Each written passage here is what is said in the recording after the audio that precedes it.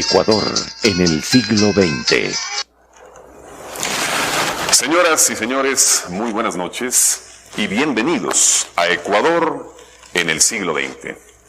Un espacio especial que en Teleamazonas consideramos deber histórico el ponerlo a consideración del público de nuestro país. Junto a un gran equipo periodístico, normalmente les llevamos detalles de lo que pueda ocurrir en el lapso de 24 horas. Hoy queremos salirnos de esa dimensión cotidiana para en este primer capítulo de Ecuador en el siglo XX cubrir las noticias de medio siglo de historia de nuestra nación. La etapa que va de 1900 a 1952. A principios del siglo, la hacienda cacaotera más grande del mundo estaba en Ecuador. Era Tenguel y se encontraba a escasos kilómetros de Guayaquil. Se imponía un sistema de exportación primario que insertó los productos ecuatorianos en el mercado mundial. El auge del cacao fue capitalizado por un grupo de comerciantes y banqueros de la costa que, con el apoyo campesino de las montoneras alfaristas, logró el control político del país por medio de la Revolución Liberal de 1895. Esta etapa revolucionaria también se extendió a los primeros 12 años del siglo. Su líder, Eloy Alfaro, fue presidente constitucional de la República y dictador por períodos alternativos. Pero más que por esta característica, se destacó por sus luchas en la conquista del poder y en los desafíos que le presentaban sus empresas transformadoras, por su heroísmo y su sacrificio final. Las antiguas instituciones que procedían de la colonia se habían mantenido por el predominio de gobiernos conservadores durante los primeros años de la República. El poder eclesiástico mantenía una primacía sobre el gobierno civil. Una situación que comenzó a cambiar con la Constitución liberal que todavía, con cautela, establecía cierta posibilidad de libertad de cultos y mantenía a la religión católica, apostólica y romana como la oficial del Estado ecuatoriano. Pero ni siquiera esta tolerante carta política del 12 de enero de 1897, ni el poder legalizado de Alfaro en las elecciones del día siguiente, por 51 votos a favor contra 12 en blanco, podían calmar a una oposición violenta. Su mente y su voluntad, sin embargo, se concentraban en el gran proyecto de su vida, el ferrocarril para unir la costa con la sierra. Tuvo que enfrentar la oposición del Congreso y los comentarios negativos de la prensa, además del desafío que imponía el obstáculo de los Altos Andes. Pero el trabajo siguió adelante. En 1901, después de enormes dificultades políticas y materiales, el ferrocarril trasandino de la Guayaquil and Quito Railway Company alcanzaba a llegar a las mesetas interandinas hasta las faldas del Chimborazo. El total de la inversión era de $17.500.000. Cruzar los pantanos y selvas tropicales con la vía férrea para luego remontar la sierra había sido una tarea colosal al precio de la vida de miles de trabajadores e ingenieros. Realmente era una comunicación que duraba en tiempos de invierno semanas, a veces hasta meses. La comunicación entre Guayaquil y Quito al menos duraba una semana, trasladarse de Guayaquil a Quito. De tal manera que en ese contexto entender al ferrocarril puede ser interesante, porque el ferrocarril disminuye el tiempo de comunicación de las dos regiones. Y con ello abre la posibilidad de comunicación económica, social, política, cultural entre estas dos regiones. En 1901, la división liberal se pone de manifiesto al triunfar en las elecciones el general Leonidas Plaza Gutiérrez, representante del liberalismo moderado. Su gobierno quiso superar al de su predecesor y para ello se adelantó en ideas y obras. Tras largas negociaciones, se había llegado a un acuerdo entre el gobierno y la oposición conservadora, pero ahora la fractura política se producía por la división interna del propio Partido Liberal. En medio de las intrigas en su contra, el general Leonidas Plaza asumió la presidencia e inició su programa de reformas.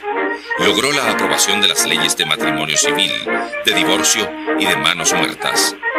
Esta última confiscaba los bienes de las comunidades religiosas y las entregaba a la asistencia pública. En estas actividades políticas e ideológicas transcurrieron los 4 años del gobierno del general Leonidas Plaza Gutiérrez. Para entonces, el liberalismo se encontraba dividido en 2 fracciones irreconciliables.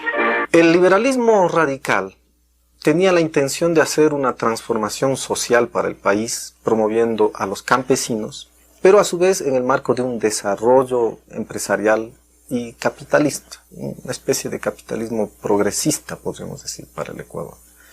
En cambio, el liberalismo moderado, el liberalismo plutocrático, acaudillado por Leonidas Plaza, finalmente se vincula al grupo hegemónico más importante de comienzos de siglo, que es el grupo de los empresarios banqueros de Guayaquil.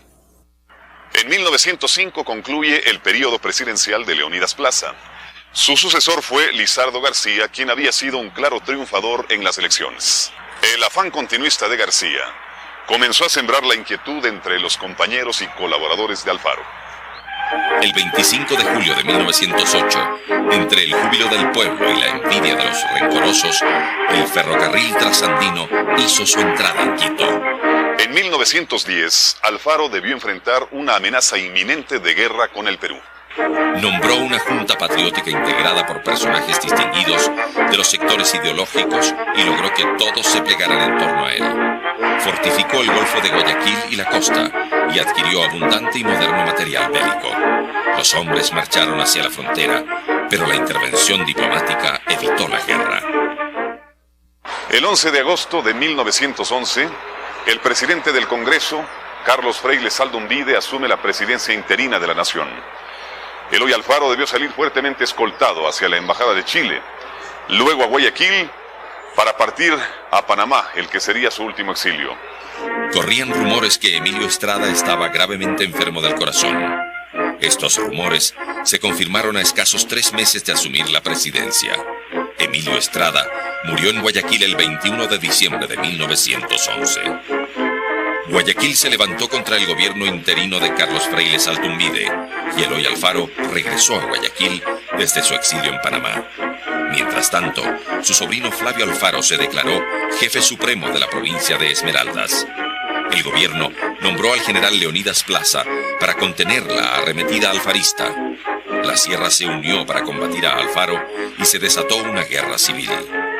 El avance sobre Guayaquil fue incontenible y los alfaristas fueron derrotados. La prensa pidió un castigo ejemplar para los vencidos. El odio desbordaba contra Alfaro y sus generales. Leonidas Plaza fue recibido con júbilo en Guayaquil el 22 de enero de 1912. Comenzó una semana macabra al negarse los salvoconductos acordados para los generales vencidos y su encarcelamiento.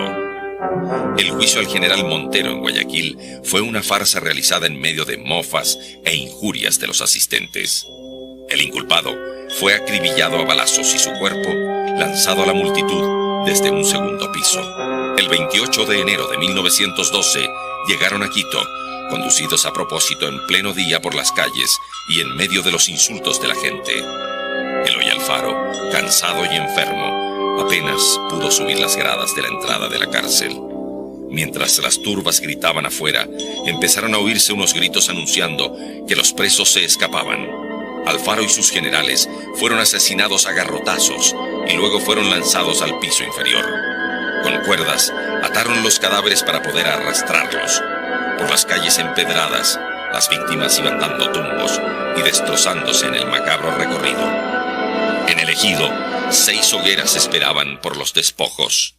En sus brasas se extinguió el período alfarista, pero no la afrenta de un crimen injustificable. Las fuerzas de apoyo al liberalismo radical en sus inicios, que habían sido los cacauteros, los grandes comerciantes, los banqueros, para 1910 ya es una fuerza que ha tomado las riendas del control nacional, control del Estado. Y entonces no les convenía una política radical de transformación como la que Eloy Alfaro había pretendido. Y viéndose frustrada esa política radical, naturalmente lo que se encuentran son estas clases dirigentes mucho más poderosas que el liberalismo alfarista. Y por ello, Alfaro, ya para 1910, 1911, ha perdido el apoyo de la que había sido su fuerza inicial también de apoyo, estos cacauteros, comerciantes, banqueros. Entonces hay una segunda fuerza allí que ha perdido el liberalismo a comienzos de la década del 10. Una tercera fuerza, la propia división de los militares. Los militares alfaristas habían sido radicales, seguidores de su gran líder, el caudillo Eloy Alfaro. Pero también en las propias filas militares había surgido la contraparte del liberalismo moderado, con otro de los generales, Leonidas Plaza. Las grandes transformaciones impulsadas por Alfaro repercutirían en la historia de nuestro país. En 1912, Leonidas Plaza logra pacificar al Ecuador por medio de pactos con la Iglesia y las oligarquías. El Banco Comercial y Agrícola había hecho fuertes préstamos al gobierno para sufragar los gastos de la amenaza de guerra en 1910. Su condición de acreedor le permitió acumular el poder político en la persona de su gerente, Francisco Urbina Jado. Ante la caída de los precios del cacao durante la Primera Guerra Mundial, el Banco Comercial y Agrícola también ayudó con créditos a los productores. Estos préstamos se hicieron con emisiones que no tenían suficiente respaldo en oro metálico. Las consecuencias pronto se hicieron sentir. El dólar, que en 1914 se cotizaba en 2 sucres y 12 centavos, valía 5 sucres en 1922. Dos plagas, la monilla y la escoba de bruja, comenzaron a afectar dramáticamente a las plantaciones de cacao. Usted está viendo Ecuador en el siglo XX.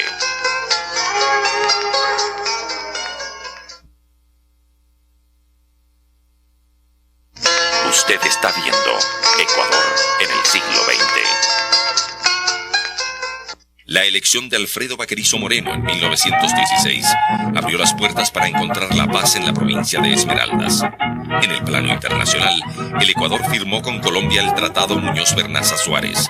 Posteriormente, Colombia traspasaría en secreto parte de esos territorios al Perú. Solo en 1925 se supo que el Ecuador había quedado rodeado por una especie de tenaza de territorio peruano.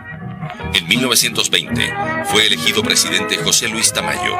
La crisis que se venía incubando desde 1914 se presentó con toda su fuerza y golpeó principalmente a los sectores más pobres. El 15 de noviembre de 1922, algún jefe militar dio la orden de disparar a la multitud desde puntos estratégicos alrededor de la gobernación. Más de 1000 muertos fue el resultado de la sangrienta represión.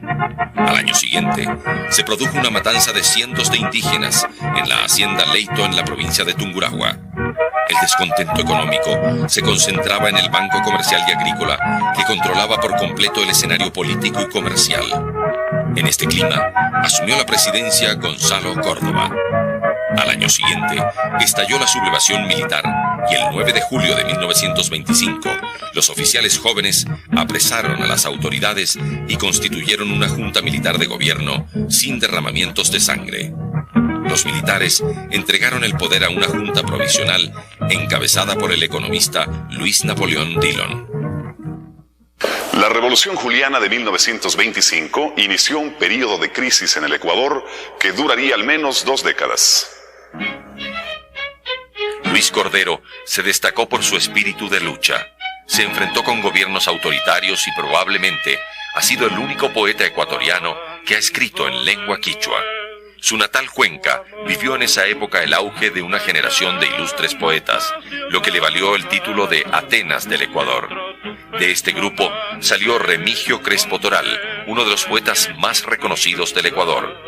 El ambateño Luis A. Martínez fue el novelista representativo de esa época. Su novela A la Costa, considerada la segunda gran novela nacional después de Cumandá de Juan León Mera, sigue teniendo vigencia.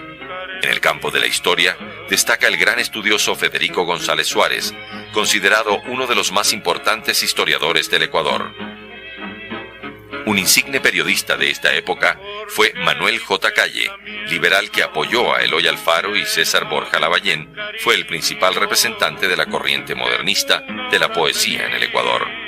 Los grupos de Quito y Guayaquil dieron grandes poetas ecuatorianos de esa corriente, como Ernesto Noboa Caamaño. En las páginas de la revista Renacimiento se reveló la genialidad del poeta guayaquileño Medardo Ángel Silva. El grupo de Guayaquil, Demetrio Aguilera Malta, Joaquín Gallegos Lara, Enrique Gil Gilbert, Alfredo Pareja, Díez Canseco, en fin, cuantos más, que miran ya el país no solo en su proyecto, en sus bondades, en su naturaleza realmente espectacular, sino también en sus infamias, ¿no? Es la gran obra del realismo social. Huasipungo, que es la obra de Icaza, fundamental del indigenismo de entonces, se la traduce a 17 lenguas y las ediciones son incontables. Es el ecuatoriano más conocido. La nueva Constitución de 1928 consigna el derecho al voto para las mujeres. Se iniciaba el período de Isidro Ayora con grandes cambios y conmociones. Isidro Ayora demostró gran energía y voluntad desde que fue nombrado presidente el 3 de abril de 1926. Sin cometer actos de crueldad, recurrió al encarcelamiento, al destierro y la clausura de periódicos cuando así lo consideró necesario para enfrentar a las poderosas fuerzas que se le oponían.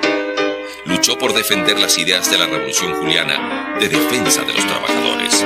Creó el Banco Central, según los esquemas planteados por Luis Napoleón Dillon, y trajo a la Comisión Kemmerer para modernizar el sistema financiero y administrativo del país. También creó la Contraloría General de la Nación, la Caja de Pensiones y el Banco Hipotecario. Realizó numerosas obras públicas y promulgó varias leyes de importancia. El presidente Hoover vino al Ecuador en visita oficial. Se había terminado la década de los locos 20 y ahora el país debía enfrentar la crisis mundial originada en Wall Street y que terminaría de liquidar a la actividad cacaotera. Por las tardes, a golpe de 5, comenzaban a bajar las grandes señoras del gran cacao, todas vestidas con encaje de alenzón. Eran unos vestidos largos, muy de moda, pasados de moda, abanicos de pluma y abanicos de nácar, todas con damas de compañía. Se sentaban en unas mesitas, en unas sillas redondas Art Nouveau, unas mesitas de mármol pequeña, y bajaban los caballeros también, que también vivían en el hotel. Unos con príncipe de Gales, o sea, vestidos a cuadritos, y otros con el Eduardo VII, o sea, marinero, con botonaduras de plata y de oro, el pantalón blanco, zapatos Chanel, blancos con negro, las señoras se ponían blancos con café, y por supuesto sacro cruzado azul. Y entonces venía el saludo de mesa en mesa, era un protocolo, nadie se podía sentar sin saludar. Entonces mucha gente iba y también tomaba el té, pero también había que saludar. Esto era un recorrido por todas las mesas. Las señoras tomaban una concha, no una copa, una concha de helado, porque era Art Nouveau, la concha era de cristal y debajo había una de plata, con unas cucharitas cuadradas.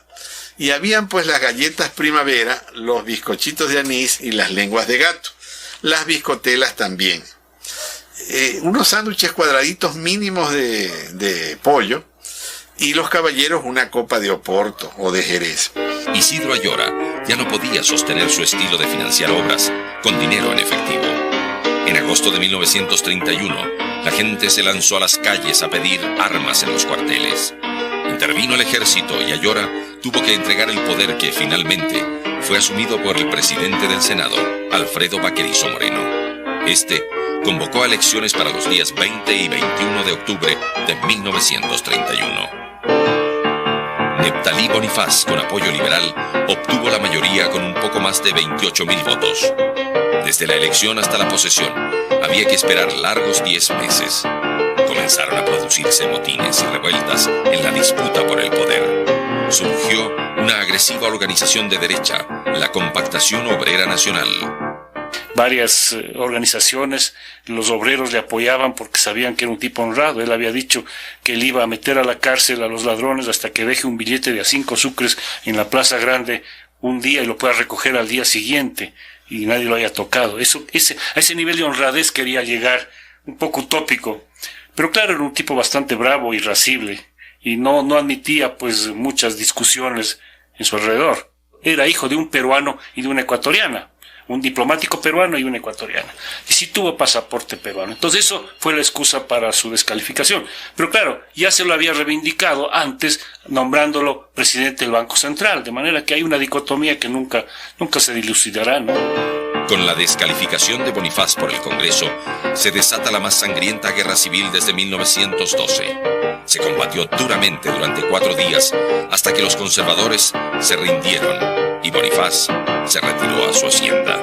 Mi abuelo tenía un Chrysler del año 36 que se jactaba que tenía un motor enorme y el viaje era largo, tedioso, movido y siempre nos mareábamos, mi hermano y yo, que éramos muy niños, ¿no? Íbamos con la ama de llaves de él, era una suiza, una tal Juana, y siempre llevaba un peón para que limpie las piedras de la carretera, porque el camino era tortuoso, se hacía como 3 horas a Cayambe, ¿no? El gobierno fue brevemente ejercido por Juan de Dios Martínez Mera. El principal protagonista del golpe parlamentario contra el presidente Martínez Mera era el joven José María Velasco Ibarra. En el Congreso ya se oye a fines de la década de los años 30 la voz potente del que sería el gran caudillo de este siglo, el doctor José María Velasco Ibarra. Y figuras políticas de esa etapa empiezan a copar la escena nacional. En la extrema izquierda está la voz de Pedro Saad, fundador del Partido Comunista en el Ecuador, uno de los grandes puntales de esa tienda política, y el contendor a la altura de Velasco Ibarra. Ambos hicieron durante muchos años, fueron los protagonistas de la escena política. Estalló el conflicto de Leticia entre Perú y Colombia. Este hecho sirvió como argumento al presidente del Senado, doctor José María Velasco Ibarra, para acusar a Martínez Mera por mal manejo de los negocios internacionales. Desde allí en adelante, el Congreso continuó en una actitud hostil hacia el Ejecutivo. En 3 meses hubo 7 cambios de gabinete. El 19 de octubre de 1933 asumió la presidencia el ministro de Gobierno Abelardo Montalvo y convocó inmediatamente a elecciones que fueron ganadas por José María Velasco Ibarra, quien había sabido capitalizar políticamente el odio contra Martínez Mera. Inició su periodo presidencial el 1 de septiembre de 1934. Enseguida comenzaron las pugnas con el Congreso. En agosto, el presidente lo disolvió y encarceló a los parlamentarios de oposición. Convocó a una nueva asamblea constituyente para modificar la Carta de 1929, que con tanta facilidad le había permitido derrocar a Martínez Mera y que ahora se podía volver fácilmente en su contra. Mientras se promulgaba el decreto, los soldados de un batallón presente en el acto lanzaron el grito de «¡Viva la Constitución! ¡Abajo la dictadura!». Velasco Ibarra debió renunciar y se marchó de inmediato al exilio. En sus declaraciones dijo: «Me caí sobre las bayonetas». Usted está viendo Ecuador en el siglo XX.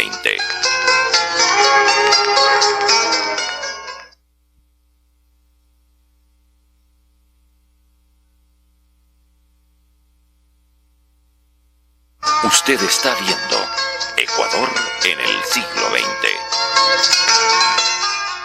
Durante algo más de un mes, y según lo mandaba la Constitución, ejerció la presidencia el ministro de Gobierno Antonio Pons. Ante la perspectiva de un triunfo del Partido Conservador en las urnas, Pons convocó a una junta de oficiales, ante los cuales colocó su renuncia a espaldas del Congreso. La junta procedió a designar un dictador civil con el título de encargado del mando supremo de la República, Federico Páez. En adelante, la tónica de su gobierno fue la temida Ley de Seguridad Social, que amparaba la represión, la cárcel, el exilio o la relegación de los opositores a las Islas Galápagos. En 1937, Páez convocó una asamblea constituyente, que de acuerdo a la costumbre, lo nombraría presidente constitucional. Despidió al gabinete civil y nombró ministros militares. Este mismo gabinete, encabezado por su gran amigo el general Alberto Enríquez, lo derrocó. A partir del derrocamiento de Federico Páez, se sucedería una larga nómina de presidentes interinos y encargados, con excepción del gobierno constitucional de Aurelio Mosquera Narváez, que duraría menos de un año en el poder. Corría el año 1940 cuando asumió la presidencia Carlos Arroyo del Río en medio de graves acusaciones de fraude electoral. En 1941, tropas peruanas invadieron el país. La entrada a la Segunda Guerra Mundial por parte de Estados Unidos significó que Ecuador declarara la guerra al Japón y las fuerzas del Eje. La guerra produjo una caída dramática de las exportaciones ecuatorianas que ahora tenían en los Estados Unidos a un único comprador.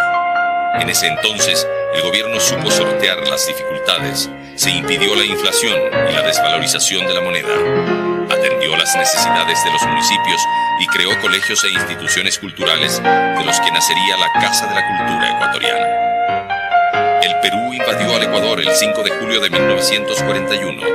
El 23 lanzó una ofensiva total sobre El Oro, Loja y las provincias del Oriente. Pocos meses después, el 29 de enero de 1942, se suscribía el Protocolo de Río de Janeiro por los delegados de Perú y Ecuador, junto a los representantes de los países garantes y mediadores, Argentina, Chile, Brasil y Estados Unidos, por el cual se limitaba las posesiones ecuatorianas y Perú renunciaba a sus aspiraciones territoriales y se retiraba de El Oro y Loja. Una buena administración con todos los defectos que la historia le ha dado y los historiadores parcializados por la política. La presidencia del doctor Carlos Arroyo del Río fue una buena administración, sino que tuvo él la desgracia del problema con el Perú, que lo dejó estigmatizado. Pero eso fue una de las mejores administraciones. Nosotros éramos todavía guaguitos y andábamos jugando a la guerra mismo en las quebradas que había en el barrio. Y una señora había pastusa que llegó gritando con las polleras cogidas, la guerra, lojanitos, métanse a la casa. Entonces, como éramos guaguas, mamá nos metió a donde una comadre Asunción que había ahí de los Arrias. Era casa grande y como era comadre nuestra nos llevó allá. Y nosotros sufrimos la invasión. Tuvimos provincias mártires, la provincia del Oro fue ocupada por tropas peruanas que entraron también a la provincia de Loja, y hasta la firma del Protocolo de Río de Janeiro en enero de 1942, el pueblo ecuatoriano cae en un profundo desánimo, cae en una especie de decepción nacional. Sabíamos lo que traía como consecuencia la firma del protocolo. Y a pesar de eso, nuestros padres, que fue la generación a la que le tocó vivir estos hechos, nunca asimilaron la situación. Para ellos siempre fue un dolor de patria muy profundo, el recuerdo de esa invasión del año 1941. La firma del protocolo aumentó la violencia de la oposición. El 28 de mayo de 1942, grupos civiles atacaron el Palacio de Gobierno y mataron a varios carabineros. La oposición se organizó en la ADE, Alianza Democrática Ecuatoriana, que reunió a comunistas, socialistas, conservadores y elementos disidentes del Partido Liberal. Llamaron a Velasco Ibarra desde su exilio en Chile, pero el gobierno le negó el pasaporte. El pueblo descontento salió a las calles a pedir la destitución del presidente Arroyo del Río. A la cabeza venía José María Velasco Ibarra, apoyado por una coalición de socialistas, comunistas y conservadores. Era el tiempo de la gloriosa. Arroyo del Río renunció para evitar más matanza, y el pueblo y los militares revolucionarios aclamaron enseguida a José María Velasco Ibarra como jefe supremo de la República. Inmediatamente convocó una asamblea constituyente que lo nombró presidente constitucional de la República por el periodo de 1944 a 1948. Durante su primera etapa, el velasquismo se dedicó a las sanciones o actos de venganza y persecución política contra miembros de todas las condiciones sociales.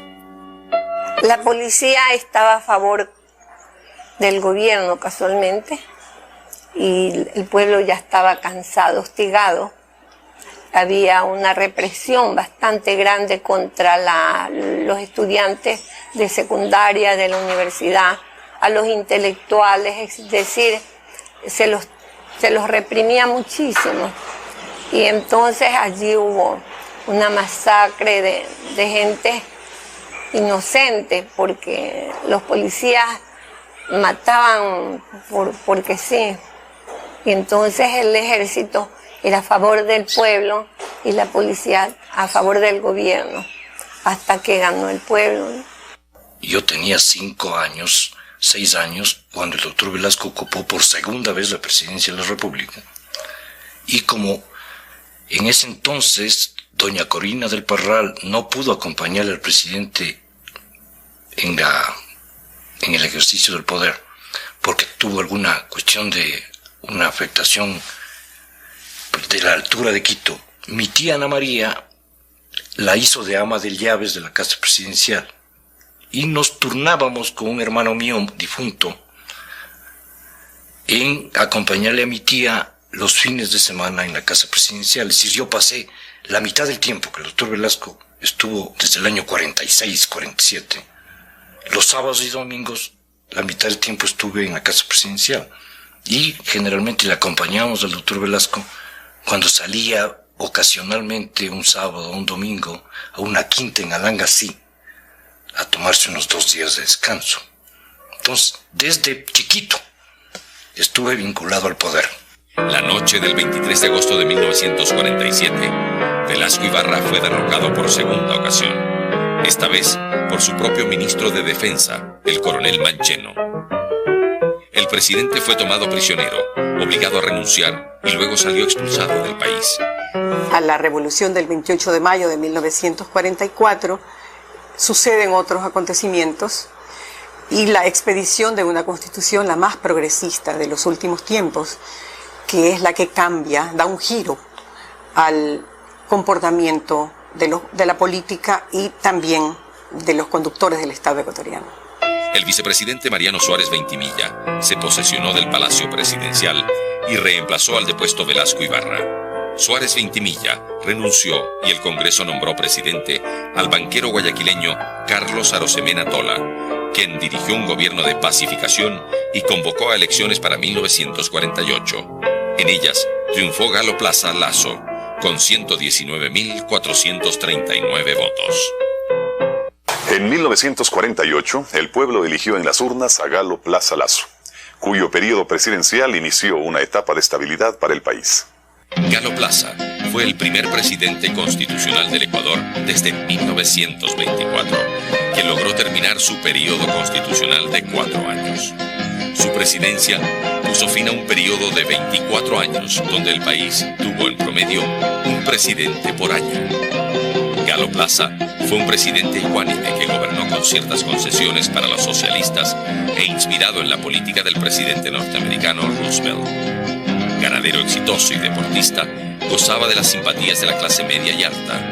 Recurrió a la asesoría de organismos internacionales que empezaron a enviar técnicos al país. El 5 de agosto, cuando el presidente preparaba su primer informe de gobierno, un terrible terremoto asoló la provincia de Tungurahua. Era un día soleado, era una tarde en que por mí estábamos reunidos en mi casa. Teníamos un motivo especial, como que era mi onomástico, y nos habíamos quedado conversando en la mesa cuando se nos venía todo abajo, no sabíamos qué pasaba. Salimos corriendo. La casa de mi padre era en el barrio sur, en Ambato, en una pendiente que se llama la salida a Yaguira, la salida para Riobamba, digamos, ¿no? Cuando ya pudimos un poquitín serenarnos del asunto, inmediatamente tratamos de investigar lo sucedido. Bien, la catedral estuvo en el suelo y allí perecieron todas las señoras que estuvieron congregadas para la oración de esa hora, todos los niños del catecismo, o sea, alrededor de unas 200 o más personas que estuvieron en ese momento en la catedral y sacerdotes. Y entonces ya había llegado pues el momento que decidimos nosotros casarnos. No podíamos esperar más porque las vacaciones también ya iban pasando, pues no, pasando y queríamos aprovechar de unos días de vacación. Entonces, al mes del terremoto, decidimos realizar nuestro matrimonio, que se celebró en una carpa en el Parque Montal. Allí fue el matrimonio civil. Usted está viendo Ecuador en el siglo XX.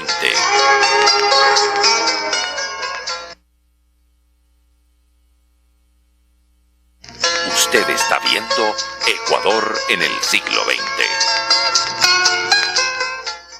El gobierno de Galo Plaza obtuvo créditos externos para mejorar la productividad de la agricultura y para iniciar la plantación de banano, del que pronto Ecuador se convertiría en segundo productor mundial. Durante su mandato, se duplicó el volumen de exportaciones y el oro y el petróleo contribuyeron para que en el país se iniciara una época de bonanza. Tuve relación con don Galo porque trabajamos la campaña de él, todos los taurinos tuvimos que trabajar por él. Y además lo hicimos con mucho gusto porque era muy buena gente, un gran amigo, consideraba a todo el mundo y era muy demócrata, muy altruista y ayudaba a todos los que tenían esa afición y a todo el mundo que podía ayudaban. Don Galo fue excepcional. En 1950 se realizó el primer censo nacional de población. ¿Qué tal sacrificio de Quito? ¿No? Desde Quito a Babahoyo había que bajarse por el torneado que se decía que era más o menos bajar en gradas en automóvil y después cruzar el río de Quevedo en una, llamaban gabarra, eran unas balsas cogidas con un cablecito que le jalaban del otro lado y así se pasaba. ¿Qué le digo? Quevedo no era la ciudad que usted cree ahora, chozas, ¿no? En fin, yo conocí el país así. El principal opositor de Galo Plaza fue el conservador Ruperto Alarcón Falconi, quien interpeló al ministro de Gobierno. Otro oponente de peso fue el jefe de concentración de fuerzas populares, Carlos Guevara Moreno. Guevara y otros opositores fueron apresados el 15 de julio de 1950 y trasladados a Quito, donde guardaron prisión por más de un año. En 1952 se convocó a elecciones presidenciales. Los candidatos eran Ruperto Alarcón Falconi por el conservadorismo, José Ricardo Chiriboga Villagómez por el liberalismo, Carlos Guevara Moreno por el CFP y José María Velasco Ibarra, que intentaba llegar a la presidencia por tercera vez. En el siglo XX, sin duda, el periodo que va entre 1948 y 1960 es el periodo más importante en el constitucionalismo contemporáneo. Se suceden las presidencias de Galo Plaza, 48 al 52, de Velasco Ibarra en su tercera presidencia, que es la única que termina además desde el 52 al 56, y la de Camilo Ponce del 56 al 60. En el 60, de todas maneras, hay elección. Y gana nuevamente Velasco Ibarra. Y gana con la más grande elección popular de entonces. Son algo así como 400,000 votos de Velasco Ibarra, que son más que los otros tres candidatos juntos en ese año. Entonces es increíble ese triunfo. Ecuador en el siglo XX ha completado su primera mitad. Y hasta aquí se vislumbra un futuro prometedor para el país. La siembra masiva de banano y el aumento de la productividad, junto al ordenamiento de las finanzas públicas, hicieron del gobierno de Galo Plaza Lasso uno de los más queridos y recordados por el pueblo. Su mandato concluyó en 1952 y se aproximaban las elecciones.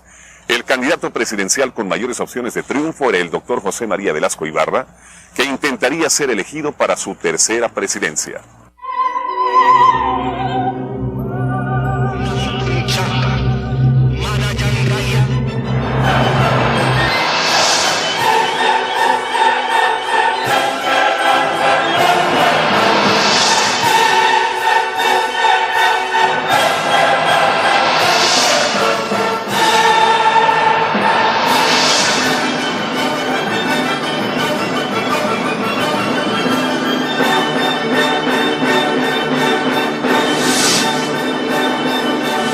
Especial que no se lo puede perder. Ecuador en el siglo XX. No se lo pierda entonces el capítulo 2 de Ecuador en el siglo XX, el próximo domingo, aquí en Teleamazonas, a las 21 horas. Gracias, muy buenas noches.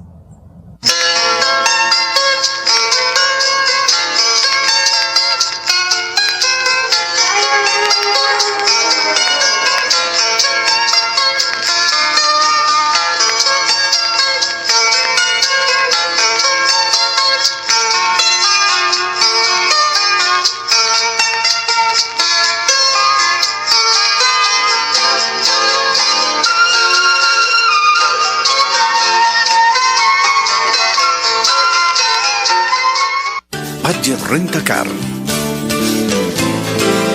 25 años, líderes en el mercado nacional.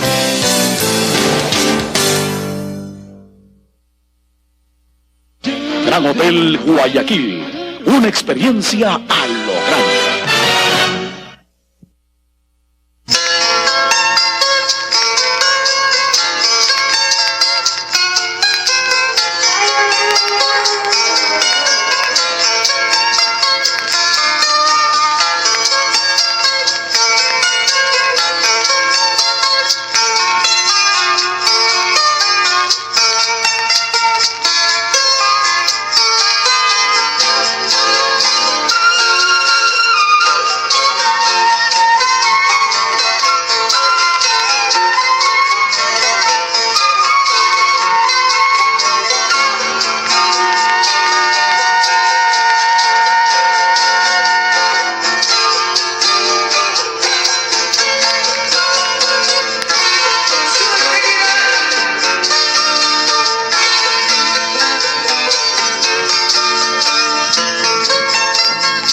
Shine.